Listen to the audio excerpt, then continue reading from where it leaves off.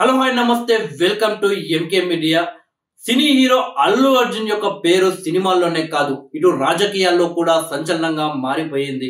ఇప్పుడు అందరి టాపిక్ కూడా సినీ హీరో అల్లు అర్జున్ చుట్టే తిరుగుతుంది. తాజాగా అల్లు అర్జున్ జైలుకు వెళ్లి బెయిల్పై రావడంతో ఇప్పుడు మరింత అల్లు అర్జున్ పై చర్చ అయితే జరుగుతుంది.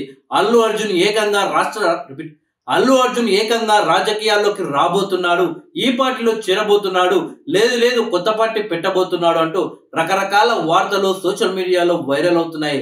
రాజకీయ విశ్లేషకులు, జ్యోతిష్యులు ఎవరికి నచ్చినట్లు వాళ్ళు అయితే అంచనాలు వేసుకుంటున్నారు. తాజాగా అల్లు అర్జున్ ప్రశాంత్ కిషోర్ ని కలిశాడు అని చెప్పేసి ఒక వార్త సోషల్ మీడియాలో వైరల్ గా మారిన విషయం తెలిసిందే. అయితే వెంటనే అలర్ట్ అయిన అల్లు అర్జున్ టీం ఇలాంటిది ఏమీ లేదు, బండి రాజకీయాల్లోకి వస్తున్నాడు అని చెప్పేసి సోషల్ మీడియాలో వస్తున్న వార్తలు అవాస్తవం అని బన్నీ టీం అయితే కొట్టిపడివేయడం జరిగింది. తాజాగా మరొక వార్త సోషల్ మీడియాలో వైరల్ గా మారింది.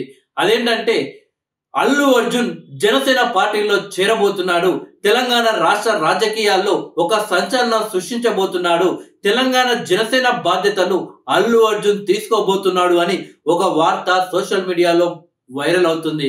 నిజంగా అల్లు అర్జున్ జనసేన పార్టీలో చేరుతున్నాడా అని అభిమానులైతే ఆశ్చర్యపోతున్నారు. అయితే మనం గుర్తుంచుకోవాల్సింది ఏంటంటే తాజాగానే అల్లు అర్జున్ టీం బన్నీ రాజకీయాల్లోకి రావడం అనేది లేదు, అది అవాస్తవం అని ప్రకటించడం జరిగింది. వాళ్ళు రెస్పాండ్ అయింది ప్రశాంత్ కిషోర్ ని కలిశాడు అని కాదు, అసలు రాజకీయాల్లోనే బన్నీ రావడం లేదని వాళ్ళు స్పందించడం జరిగింది. దీంతో అల్లు అర్జున్ ఏ విధంగా జనసేనలో చేరుతాడు? జనసేన పార్టీకి సంబంధించిన అధ్యక్షుడు పవన్ కళ్యాణ్ గారు అల్లు అర్జున్ గారి సొంత మామయ్య.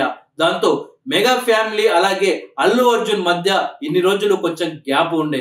తాజాగా చిరంజీవి గారిని, నాగబాబుని అల్లు అర్జున్ కలవడంతో ఇక మెగా ఫ్యామిలీకి బన్నీ దగ్గరయ్యాడు.